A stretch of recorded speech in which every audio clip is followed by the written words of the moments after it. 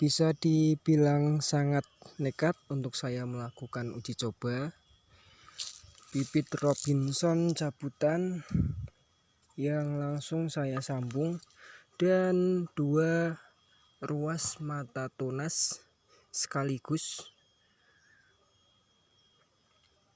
Pertumbuhannya agak bagus.